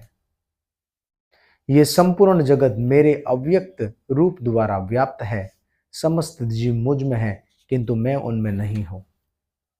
तथापि मेरे द्वारा उत्पन्न सारी वस्तुएं मुझ में स्थित नहीं रहती।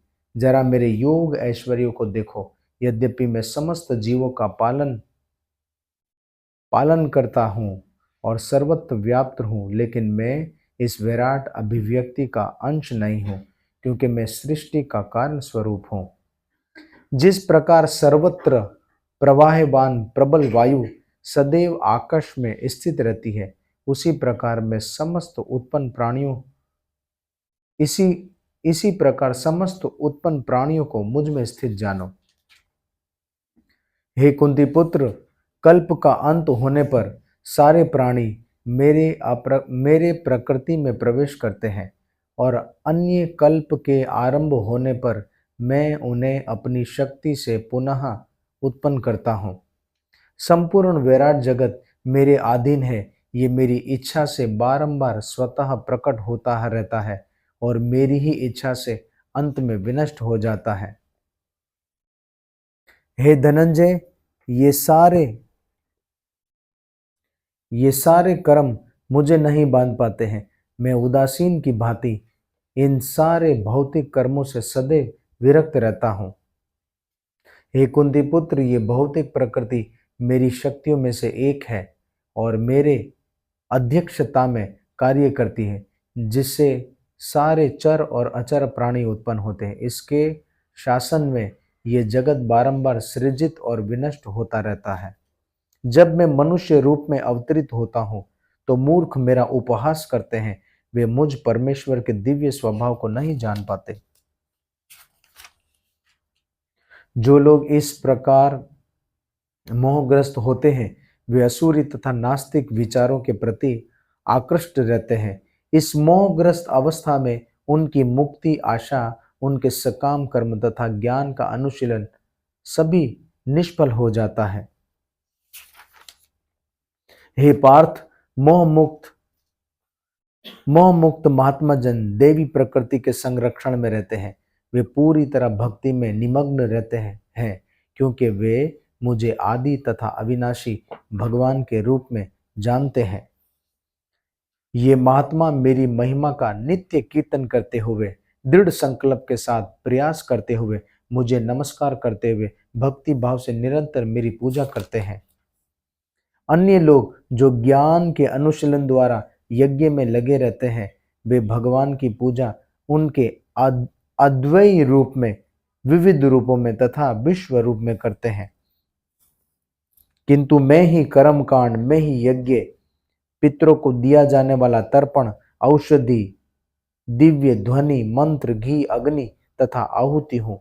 मैं इस ब्रह्मांड का पिता, माता, आश्रय और पितामह हूं। मैं जानने योग्य शुद्ध कर्ता तथा ओमकार हूं। मैं ऋग्वेद, सामवेद, यजुर्वेद भी मैं हूं। मैं ही लक्ष्य, पालन करता, स्वामी, साक्षी, धाम, शरणास्थली तथा अत्यंत प्रिय मित्र हूं। मैं सृष्टि तथा प्रलय, सबका आधार, आश्रय तथा अविनाशी बीज भी हूं। हे अर्जुन, मैं ही ताप प्रदान करता हूं और वर्षा को रोकता तथा लाता हूं। मैं अमरत्व हूं और साक्षात मृत्यु भी हूं। आत्मा तथा पदार्थ दोनों मुझ में ही है।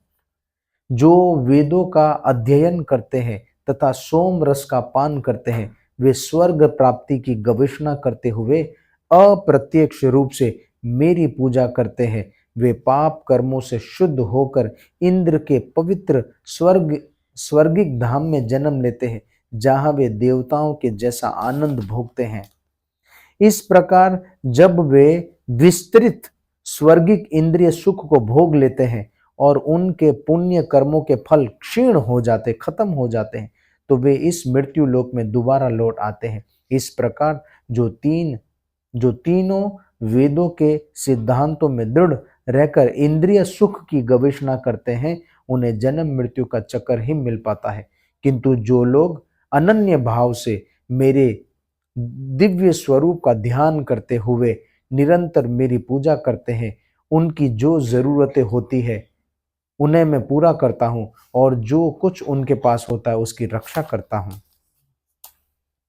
हे कुंती पुत्र, जो लोग अन्य देवताओं के भक्त हैं और उनकी श्रद्धा पूर्वक पूजा करते हैं, वास्तव में, हकीकत में वो भी मेरी ही पूजा करते, किंतु वे गलत ढंग से करते हैं।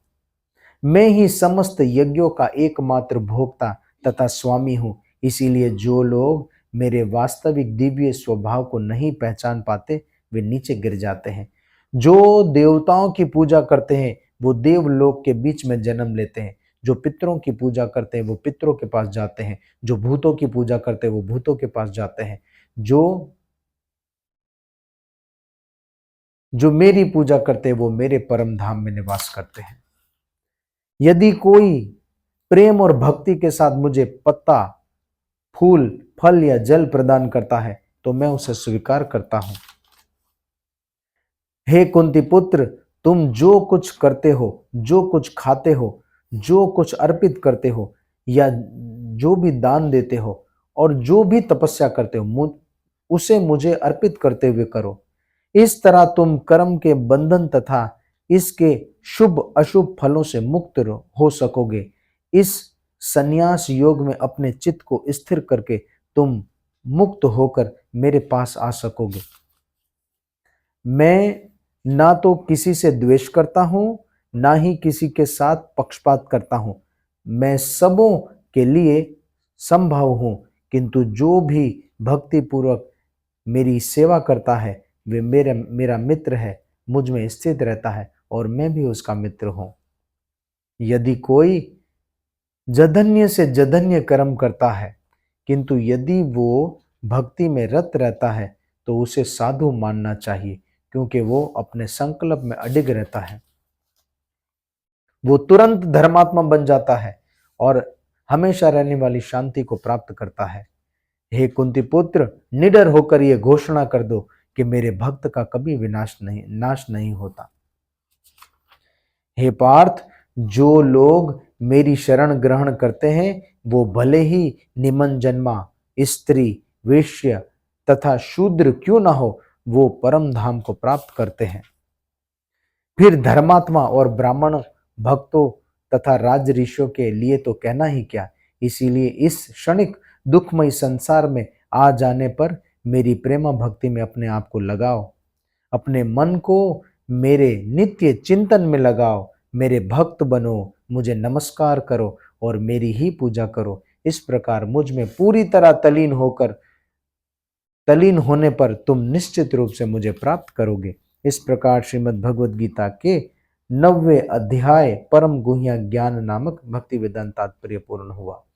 हरे कृष्ण। श्री भगवान का ऐश्वर्य। श्री भगवान ने कहा, हे महाबाहु अर्जुन, और आगे सुनो, क्योंकि तुम मेरे प्रिय सखा हो, इसीलिए मैं तुम्हारे लाभ के लिए ऐसा ज्ञान प्रदान करूंगा जो अभी तक मेरे द्वारा बताए गए सारे ज्ञान से श्रेष्ठ होगा। ना तो देवतागण मेरी उत्पत्ति या ऐश्वर्य को जानते हैं और ना महर्षि गण ही जानते हैं, क्योंकि मैं सभी प्रकार से देवताओं और महर्षियों का भी कारण स्वरूप हूँ, उनको पैदा करने वाला हूँ। जो मुझे अजन्मा अनादि समस्त लोकों के स्वामी के रूप में जानता है, मनुष्यों में केवल वही मोह रहित और समस्त पापों से मुक्त होता है। बुद्धि, ज्ञान, संशय तथा मोह से मुक्ति, क्षमा भाव, सत्यता, इंद्रिय निग्रह, मनो निग्रह, सुख तथा दुख, जन्म मृत्यु, भय अभय, अहिंसा, समता, तुष्टि, ताप, दान, यश तथा अपयश, जीवों के ये विविध गुण मेरे ही द्वारा उत्पन्न होते हैं।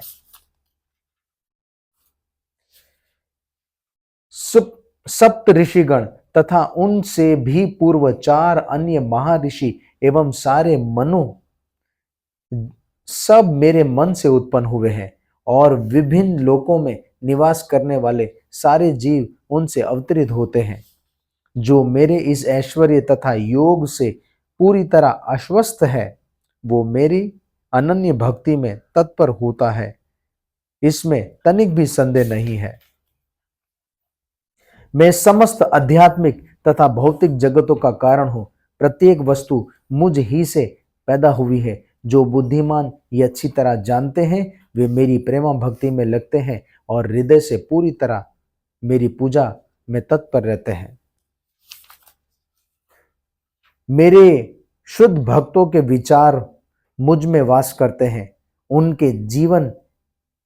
उनका जीवन मेरी सेवा में अर्पित रहता है और वे एक दूसरों को ज्ञान प्रदान करते तथा मेरे विषय में बातें करते हुए परम संतोष और आनंद का अनुभव करता है। जो प्रेम पूर्वक मेरी सेवा करने में हमेशा लगा रहता है, उन्हें मैं ऐसा ज्ञान प्रदान करता हूं जिसके द्वारा वो मुझ तक आ सकते हैं। मैं उन पर विशेष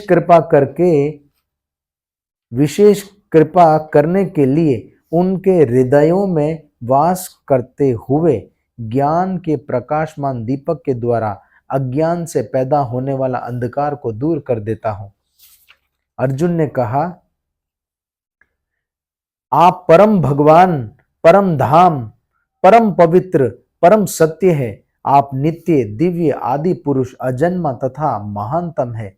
नारद मुनि, असित ऋषि, देवल ऋषि, व्यास जैसे बड़े बड़े ऋषि आपके इस सत्य की पुष्टि करते हैं और अब आप स्वयं भी मुझे इसके बारे में कह रहे हैं। हे कृष्णा, आपने मुझसे जो कुछ कहा है उसे मैं पूरी तरह सत्य मानता हूं। हे प्रभु, ना तो देवतागण ना असुरगण ही आपके स्वरूप को समझ सकते हैं। हे परम पुरुष, हे सबके उद्गम, हे समस्त प्राणियों के स्वामी, हे देवों के देव, हे ब्रह्मांड के प्रभु, निस्संदेह एकमात्र आप ही अपने को अपनी अंतरंग शक्ति से जानने वाले हैं। कृपा करके विस्तार पूर्वक मुझे अपने उन देवी ऐश्वर्यों को बताइए जिनके द्वारा आप इन समस्त लोकों में व्याप्त हैं। हे कृष्णा, हे परम योगी, मैं किस तरह आपका निरंतर चिंतन करूं, आपको कैसे जानूं? हे भगवान, आपका स्मरण किन किन रूपों में मैं करूं? हे जनार्दन, आप पुनः विस्तार से अपने ऐश्वर्य तथा योग शक्ति का वर्णन करें। मैं आपके विषय में सुनकर कभी भी तृप्त नहीं होता हूं, क्योंकि जितना ही आपके विषय में मैं सुनता हूं, उतनी ही आपके शब्द अमृत को चखने की लालसा बढ़ती जाती है। श्री भगवान ने कहा, हाँ, अब मैं तुमसे अपने मुख्य मुख्य वैभव युक्त रूपों का वर्णन करूंगा, क्योंकि हे अर्जुन, मेरे ऐश्वर्य तो अनंत है, असीम है। श्री हे अर्जुन, मैं समस्त जीवों के हृदय में स्थिर परमात्मा हूं। मैं ही समस्त जीवों का आदि, मध्य और अंत हूं। मैं आदित्यों में विष्णु, प्रकाशों में तेजस्वी सूर्य, मरुतों में मरीचि तथा नक्षत्रों में चंद्रमा हूं। मैं वेदों में सामवेद हूं, देवों में स्वर्ग का राजा इंद्र हूं, इंद्रियों में मन हूं तथा समस्त जीवों में जीवनी शक्ति चेतना हूं। मैं समस्त रुद्रों में शिव हूं, यक्षों में यक्षों तथा राक्षसों में संपत्ति का देवता कुबेर हूं, वसुओं में मैं अग्नि हूं और समस्त पर्वतों में मैं मेरु पर्वत हूं। हे अर्जुन, मुझे समस्त पुरोहितों में मुख्य पुरोहित बृहस्पति जानो। मैं ही समस्त सेना नायकों में कार्तिकेय हूं और समस्त जलाशयों में मैं समुद्र हूं। मैं महर्षियों में भृगु ऋषि हूं, वाणी में दिव्य ओमकार हूं, समस्त यज्ञों में पवित्र नाम कीर्तन यज्ञ हूं तथा समस्त अचलों में मैं हिमाचल हूं। मैं समस्त वृक्षों में अश्वत्थ वृक्ष हूं और देव ऋषियों में मैं नारद हूं। मैं गंधर्वों में चित्ररथ हूं और सिद्ध पुरुषों में मैं कपिल मुनि हूं। घोड़ों में मुझे उच्च श्रवा जानो, जो अमृत के लिए समुद्र मंथन के समय उत्पन्न हुआ था, और गजराजों में मैं ऐरावत हूं तथा मनुष्यों में मैं राजा हूं। मैं हथियारों में वज्र हूं, गायों में सुरभि हूं, संतति उत्पन्न के कारणों में मैं प्रेम का देवता कामदेव तथा सर्पों में मैं वासुकी हूं। अनेक फणों वाले नागों में मैं अनंत हूं और जलचरों में मैं वरुण देव हूं। मैं पितरों में अर्यमा हूं तथा नियमों के निर्वाहकों में मैं मृत्युराज यमराज हूं। दैत्यों में मैं भक्तराज प्रहलाद हूं, दमन करने वालों में मैं काल हूं, पशुओं में मैं सिंह हूं तथा पक्षियों में मैं गरुण हूं। समस्त पवित्र करने वालों में मैं वायु हूं, शस्त्रधारियों में मैं राम हूं, मछलियों में मैं मगर हूं तथा नदियों में मैं गंगा हूं। हे अर्जुन, मैं समस्त सृष्टियों का आदि, मध्य और अंत हूं। मैं समस्त विद्याओं में आध्यात्मिक विद्या हूं और तर्क शास्त्रियों में मैं निर्णायक सत्य हूं। अक्षरों में मैं आकार हूं और समासों में मैं द्वंद्व समास हूं। मैं शाश्वत काल भी हूं और रष्टाओं में मैं ब्रह्मा हूं। मैं सर्वभक्षी मृत्यु हूं और मैं ही आगे होने वालों को उत्पन्न करने वाला हूं। स्त्रियों में मैं कीर्ति, श्री, वाक, स्मृति, मेघा, धृति तथा क्षमा हूं। मैं साम वेद के गीतों में बृहत साम हूं तथा छंदों में गायत्री हूं। समस्त महीनों में मैं मार्गशीर्ष, आगाहन तथा समस्त ऋतुओं में फूल खिलाने वाली ऋतु वसंत हूं। मैं छलियों में जुआ हूं और तेजस्वियों में तेज हूं। मैं विजय हूं, साहस हूं और बलवानों का बल हूं। मैं वृषणी वंशियों में वासुदेव हूं और पांडवों में मैं अर्जुन हूं। मैं समस्त मुनियों में व्यास मुनि तथा महान विचारकों में मैं उष्मा हूं। अराजकता को दमन करने वाले समस्त साधनों में मैं दंड हूं और जो विजय के आकांक्षी हैं उनकी मैं नीति हूं। रहस्यों में मैं मौन हूं तथा बुद्धिमानों में मैं ज्ञान हूं। यही नहीं हे अर्जुन, मैं समस्त सृष्टि का जनक बीज हूं। ऐसा चर तथा अचर कोई भी प्राणी नहीं जो मेरे बिना रह सके। हे परंतप अर्जुन, मेरी देवी विभूतियों का अंत नहीं है। मैंने तुमसे जो कुछ कहा है वो तो मेरी अनंत विभूतियों का एक संकेत मात्र है। तुम जान लो कि सारा ऐश्वर्य, सौंदर्य और तेजस्वी सृष्टियां मेरे तेज के एक स्फुलिंग मात्र से पैदा होती है। किंतु हे अर्जुन, इस सारे विषाद ज्ञान की जरूरत क्या है? मैं तो अपने एक अंश मात्र से संपूर्ण ब्रह्मांड में व्याप्त होकर इसको धारण करने वाला हूं। इस प्रकार श्रीमद् भगवत गीता के 10वें अध्याय श्री भगवान का ऐश्वर्य नामक भक्ति वेदांत तात्पर्य पूर्ण हुआ। देखिए कितना भगवान, सब कहते हैं हम भगवान के बगैर रह नहीं सकते, सब चीजें भगवान है, भगवान ने ही सब चीजें, सब रूप लिया हुआ है। अब हम प्रवेश करते हैं 11वें अध्याय में और 11वें रूप भगवान अपना वैराट रूप दिखाते हैं अर्जुन को। हरे कृष्णा कृष्णा कृष्णा हरे हरे, हरे राम राम राम हरे। अर्जुन ने कहा, आपने जिन अत्यंत गुह्य आध्यात्मिक विषयों का मुझे उपदेश दिया है उसे सुनकर अब मेरा मोह दूर हो गया है। हे कमल नयन, मैंने आपसे प्रत्येक जीव की उत्पत्ति और लय के विषय में विस्तार से सुना और आपकी अक्षय महिमा का अनुभव किया है। हे पुरुषोत्तम, हे परमेश्वर, यद्यपि आपको मैं अपने समक्ष आपके द्वारा वर्णित आपके वास्तविक रूप में देख रहा हूं, किंतु मैं ये देखने का इच्छुक हूं कि आप इस दृश्य जगत में किस प्रकार सब जगह फैले हुए। मैं आपके उस रूप का दर्शन करना चाहता हूं। हे प्रभु, हे योगेश्वर, यदि आप सोचते हैं कि मैं आपके विश्व रूप को देखने में समर्थ हो सकता हूं तो कृपा करके मुझे अपना असीम विश्व रूप दिखलाइए। भगवान ने कहा, हे अर्जुन, हे पार्थ, अब तुम मेरे ऐश्वर्य को, जो सैकड़ों हजारों प्रकार के देवी और अलग अलग रंगों वाले रूपों को देखो। हे भारत, लो तुम अदित्यों, वसुओं, रुद्रों, अश्वनी कुमारों और अन्य देवताओं के अलग अलग रूपों को यहां देखो। तुम ऐसे अनेक हैरान कर देने वाले रूपों को देखो जिन्हें पहले किसी ने ना तो देखा है ना कभी सुना है। हे अर्जुन, तुम जो भी देखना चाहो उसे तत्क्षण मेरे इस शरीर में देखो। तुम इस समय तथा भविष्य में भी जो भी देखना चाहते हो उसको ये विश्व रूप दिखलाने वाला है। यहां तक कि यहां एक ही स्थान पर चर अचर सब कुछ है, किंतु तुम मुझे अपनी इन आंखों से नहीं देख सकते हो, इसीलिए मैं तुम्हें दिव्य चक्षु दे रहा हूं। अब मेरे योग ऐश्वर्य को देखो। संजय ने कहा, हे राजा धृतराष्ट्र, इस प्रकार कहकर महायोगेश्वर भगवान ने अर्जुन को अपना विश्व रूप दिखलाया। अर्जुन ने उस विश्व रूप में असंख्य मुख, असंख्य नेत्र तथा असंख्य आश्चर्यमय दृश्य देखे। ये रूप अनेक देवी आभूषणों से अलंकृत था और अनेक देवी हथियार उठाए हुए था।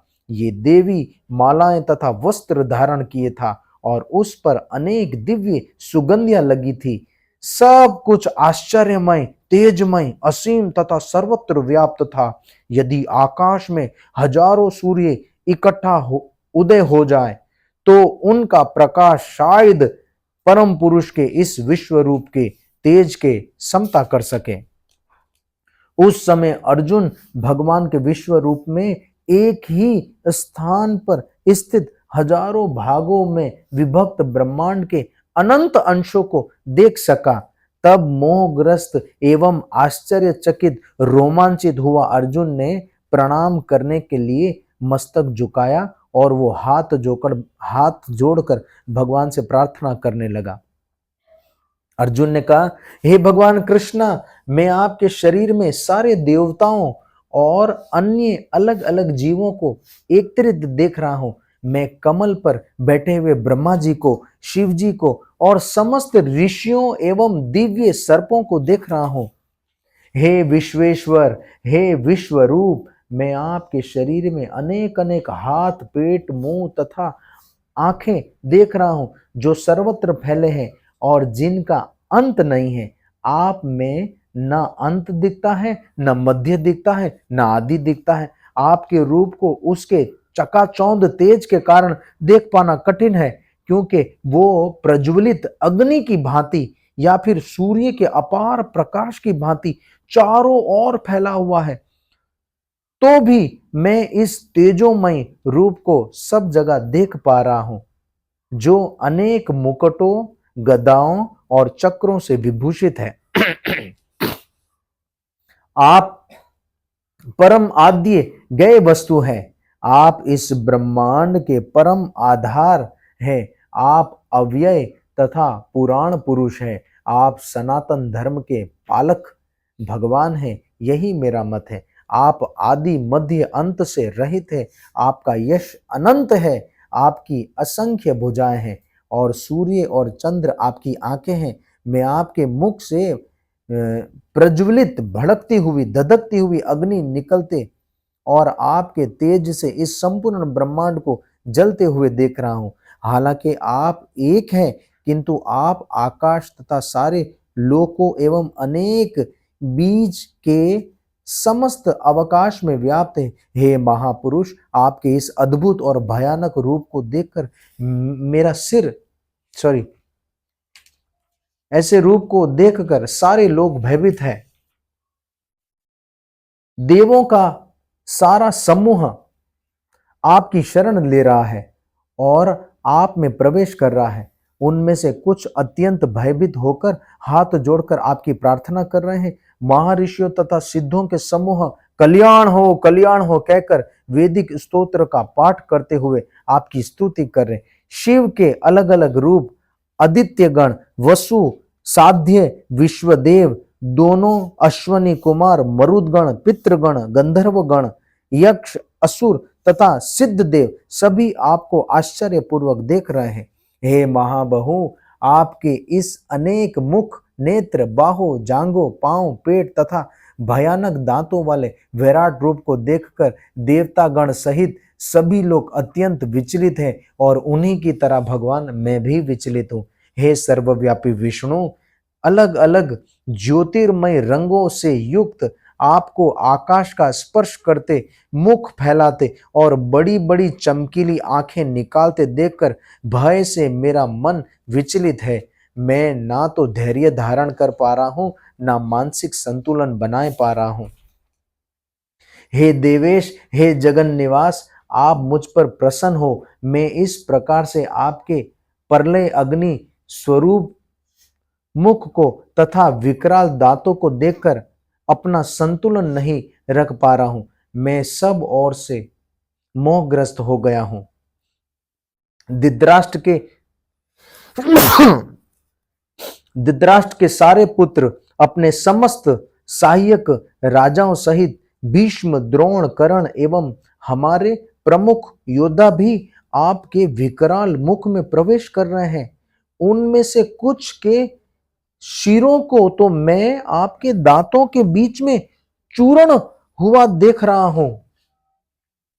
जिस प्रकार नदियों की अनेक तरंगे समुद्र में प्रवेश करती है, उसी प्रकार ये समस्त महान योद्धा भी आपके प्रज्वलित मुख में प्रवेश कर रहे हैं। मैं समस्त लोगों को पूर्ण वेग से आपके मुख में उसी प्रकार प्रवेश होते देख रहा हूं, जिस प्रकार पतंगे अपने विनाश के लिए प्रज्वलित अग्नि में कूद पड़ते हैं।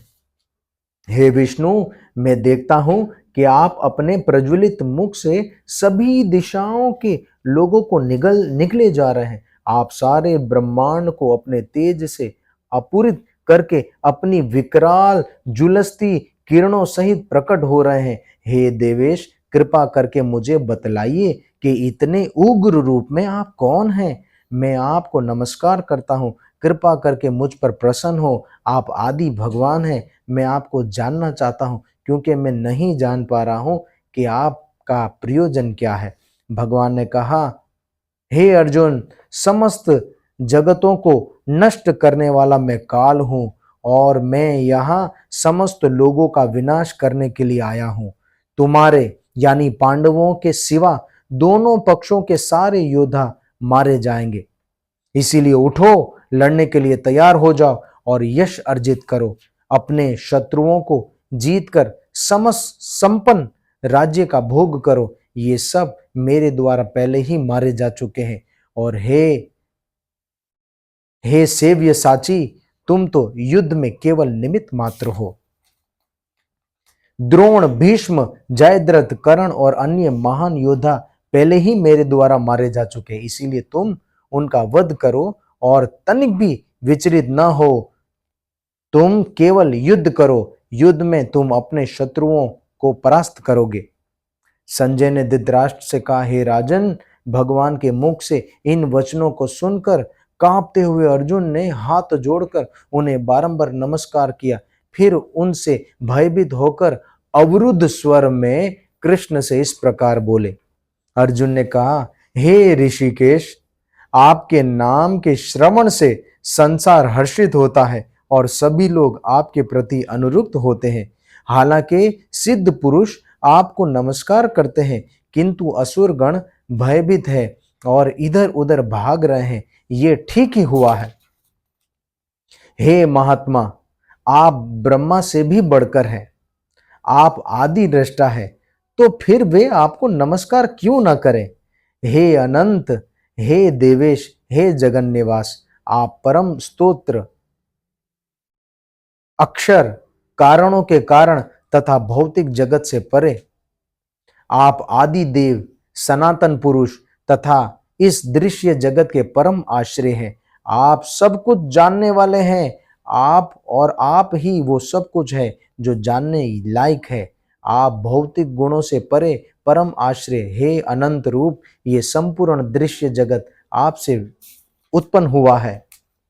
आप वायु है तथा समस्त नियंता भी है, परम नियंता भी है। आप अग्नि है, जल है तथा चंद्रमा है।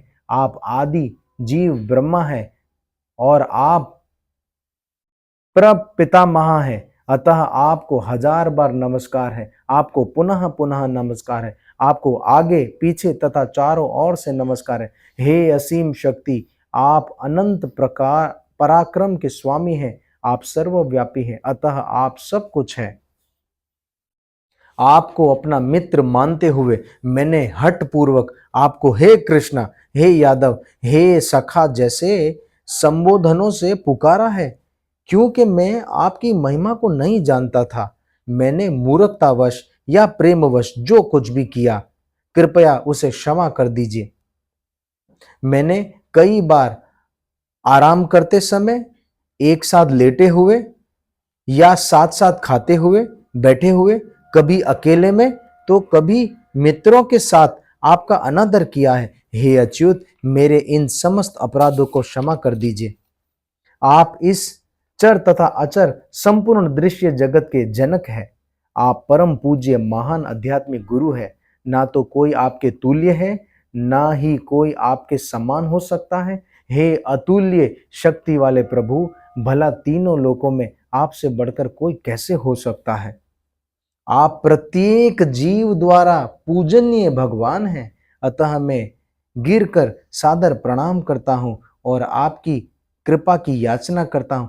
जिस प्रकार पिता अपने पुत्र की ठिठाई को बर्दाश्त कर लेता है, या मित्र अपने मित्र की दृष्टता सह लेता है, या प्रिय अपनी प्रिया का अपराध सहन कर लेता है, उसी प्रकार आप कृपा करके मेरी गलतियों को सहन कर लीजिए। पहले कभी ना देखे गए आपके इस विराट रूप का दर्शन करके मैं पुलकित हो रहा हूं, किंतु साथ ही साथ मेरा मन भयभीत हो रहा है। इसीलिए आप मुझ पर कृपा करें और हे देवेश, हे जगन निवास, अपना पुरुषोत्तम भगवत स्वरूप दोबारा दिखलाइए। हे विराट रूप, हे सहस्त्र भुज भगवान, मैं आपके मुकुटधारी चतुर्भुज रूप का दर्शन करना चाहता हूं, जिसमें आप अपने चारों हाथ में शंख, चक्र, गदा और पद्म धारण किए हुए हो। मैं उसी रूप को देखने का इच्छा करता हूं। भगवान ने कहा, हे अर्जुन, मैंने प्रसन्न होकर अपनी अंतरंगा शक्ति के बल पर तुम्हें इस संसार में अपने इस परम विश्व रूप का दर्शन कराया है। इसके पहले अन्य किसी ने इस असीम और तेजोमय आदि रूप को कभी नहीं देखा था। इसका मतलब विश्व रूप का दर्शन पहले भगवान ने अर्जुन को ही करवा। भगवान ने कहा पहले कभी नहीं मैंने ये दिखाया किसी को। अर्जुन भी डर रहा है, भगवान को रिक्वेस्ट किया ये हटाइए, इसको देखकर हमें डर लग रहा है, ये आपका क्या है इस रूप में। हे कुरुश्रेष्ठ, भगवान कह रहे हैं तुमसे पूर्व मेरे इस विश्व रूप को किसी ने नहीं देखा है, क्योंकि मैं ना तो वेद अध्ययन के द्वारा, ना यज्ञ के द्वारा, ना दान के जरिए, ना पुण्य या कठिन तपस्या के जरिए मैं इस रूप में इस संसार में देखा जा सकता हूं। तुम्हें मेरे इस भयानक रूप को देखकर अत्यंत विचलित एवं मोहित हो गए हो। अब मैं इसे समाप्त करता हूं। हे मेरे भक्त, तुम समस्त चिंताओं से पुनः मुक्त हो जाओ और तुम शांत चित्त से अब अपना इच्छित जो तुमने इच्छा की है उस रूप को दर्शन करो। संजय ने धृतराष्ट्र कहा। अर्जुन से इस प्रकार कहने के बाद भगवान कृष्ण ने अपना असली 4 भुजाओं वाला रूप प्रकट किया और आखिरी में 2 भुजाओं वाला अपना रूप प्रदर्शित करके भयभीत डरे हुए अर्जुन को धैर्य धारण करवाया। जब अर्जुन ने कृष्ण को उनके आदि रूप में देखा तो कहा, हे जनार्दन, आपके इस अत्यंत सुंदर और मानवीय रूप को देखकर अब मैं स्थिर चित्त हूं और मैंने अपनी प्रकृति अवस्था दोबारा प्राप्त कर ली है। श्री भगवान ने कहा, हे अर्जुन, तुम मेरे जिस रूप को इस समय देख रहे हो, 2 हाथ वाले कृष्ण रूप को, उसे देख पाना अत्यंत दुष्कर है। यहां तक कि देवता भी इस अत्यंत प्रिय रूप को देखने की ताक में लगे रहते हैं। तुम अपने दिव्य नेत्रों से जिस रूप का दर्शन कर रहे हो उसे ना तो वेद अध्ययन से, ना कठिन तपस्या से, ना दान से, ना पूजा से जाना जा सकता है। कोई इन साधनों के द्वारा मुझे मेरे रूप में नहीं देख सकता है। हे अर्जुन, केवल अनन्य भक्ति द्वारा मुझे उस रूप में समझा जा सकता है। केवल अनन्य भक्ति द्वारा जिस रूप में मैं तुम्हारे सामने खड़ा हूं और इसी प्रकार मेरा साक्षात दर्शन भी किया जा सकता है, केवल इसी विधि से तुम मेरे ज्ञान के रहस्य को पा सकते हो। ये 11वें अध्याय का श्लोक नंबर 54 है, इंपॉर्टेंट श्लोक है। हे अर्जुन, जो व्यक्ति सकाम कर्मों तथा मनोधर्म के कलमश से मुक्त होकर मेरी शुद्ध भक्ति में तत्पर रहता है, जो मेरे लिए ही कर्म करता है, जो मुझे ही जीवन का लक्ष्य समझता है और जो प्रत्येक जीव से मैत्री भाव रखता है, वे निश्चित ही मुझे प्राप्त करता है।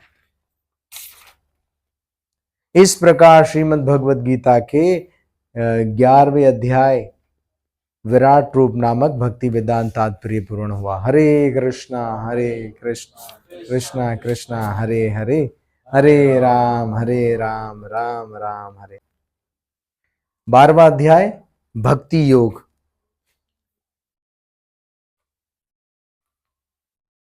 अर्जुन ने पूछा, जो आपकी सेवा में सदैव तत्पर रहते हैं या जो अव्यक्त यानी निर्विशेष ब्रह्म की पूजा करते, इन दोनों में से कौन अधिक पूर्ण माना जाता है? श्री भगवान ने कहा, जो लोग अपने मन को मेरे साकार रूप में एकाग्र करते हैं और अत्यंत श्रद्धा पूर्वक मेरी पूजा करने में सदैव लगे रहते हैं, वे मेरे द्वारा परम सिद्ध माने जाते हैं। लेकिन जो लोग अपनी इंद्रियों को वश में करके और सबों के प्रति संभाव रखकर परम सत्य की निराकार कल्पना के अंतर्गत उस अव्यक्त की पूरी तरह से पूजा करते हैं, जो इंद्रियों की अनुभूति के परे है, सर्वव्यापी है, अकल्पनीय है, अपरिवर्तनीय है, अचल तथा ध्रुव है, वे समस्त लोगों के कल्याण में संलग्न रहकर अंततः मुझे प्राप्त करते हैं। जिन लोगों के मन परमेश्वर के अव्यक्त निराकार स्वरूप के प्रति आसक्त है, उनके लिए प्रगति कर पाना अत्यंत दुष्कर है। देहधारियों के लिए ये क्षेत्र में उस क्षेत्र में प्रगति कर पाना सदैव दुष्कर रहता है। जो अपने सारे कार्यों को मुझ में अर्पित करके तथा अविचल भाव से मेरी भक्ति करते हुए, मेरी पूजा करते हुए और अपने चित्त को मुझ पर स्थिर करके निरंतर मेरा ध्यान करते हैं, उनके लिए हे पार्थ मैं जन्म मृत्यु के सागर से शीघ्र ही उद्धार करने वाला हूं। मुझ भगवान में अपने चित्त को स्थिर करो और अपनी सारी बुद्धि मुझ में लगाओ। इस प्रकार तुम निस्संदेह मुझ में सदैव वास करोगे। हे अर्जुन, हे धनंजय, यदि तुम अपने चित्त को अविचलित भाव से मुझ पर स्थिर नहीं कर सकते तो तुम भक्ति योगा के विधि विधानों का पालन करो। इस प्रकार तुम मुझे प्राप्त करने की चाह उत्पन्न कर सकोगे।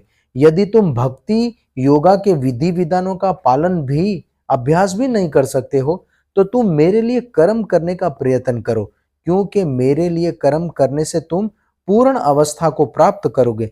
किंतु यदि तुम मेरे इस भगवान भावनामृत में कर्म करने में असमर्थ हो तो तुम अपने कर्म के सकाम फलों को त्याग कर कर्म करने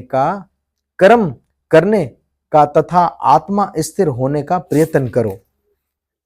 यदि तुम ये अभ्यास नहीं कर सकते हो तो ज्ञान के अनुशीलन में लग जाओ। लेकिन ज्ञान से श्रेष्ठ है ध्यान, और ध्यान से भी श्रेष्ठ है कर्म फलों का परित्याग, क्योंकि ऐसे त्याग से मनुष्य को मनः शांति प्राप्त होती है। जो किसी से द्वेष नहीं करता लेकिन सभी जीवों का दयालु मित्र है, जो अपने को स्वामी नहीं मानता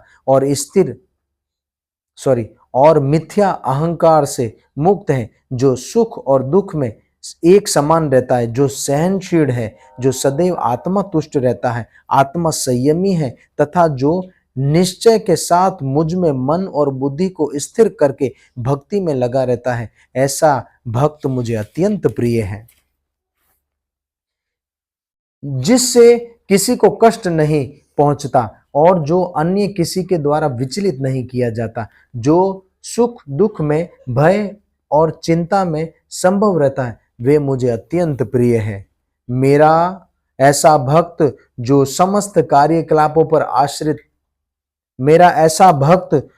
सामान्य कार्यकलापों पर आश्रित नहीं है, जो शुद्ध है, दक्ष है, चिंता रहित है, समस्त कष्टों से रहित है और किसी फल के लिए प्रयत्नशील नहीं रहता, मुझे अत्यंत प्रिय है। जो ना कभी हर्षित होता है ना शोक करता है, जो ना तो पछताता है ना इच्छा करता है और जो शुभ और अशुभ दोनों प्रकार की वस्तुओं का परित्याग कर देता है, ऐसा भक्त मुझे अत्यंत प्रिय है। जो मित्रों और दुश्मनों के लिए सम्मान है, जो मान और अपमान, सर्दी और गर्मी, सुख और दुख, यश और अपयश में संभाव रखता है, जो दूषित संगति से सदैव मुक्त रहता है, जो सदैव मौन रहता है, किसी भी वस्तु से संतुष्ट रहता है, जो किसी प्रकार के घर बार की परवाह नहीं करता, जो ज्ञान में दृढ़ है और जो भक्ति में हमेशा लगा रहता है, ऐसा पुरुष मुझे अत्यंत प्रिय है। जो इस भक्ति के अमर पथ का अनुसरण करते हैं और जो मुझे ही अपने चरम लक्ष्य बनाकर श्रद्धा सहित पूर्ण रूपेण संलग्न रहते हैं, वे भक्त मुझे अत्यंत प्रिय हैं। इस प्रकार श्रीमद् भगवद गीता के 12वें अध्याय भक्ति योग नामक भक्ति वेदांत तात्पर्य पूर्ण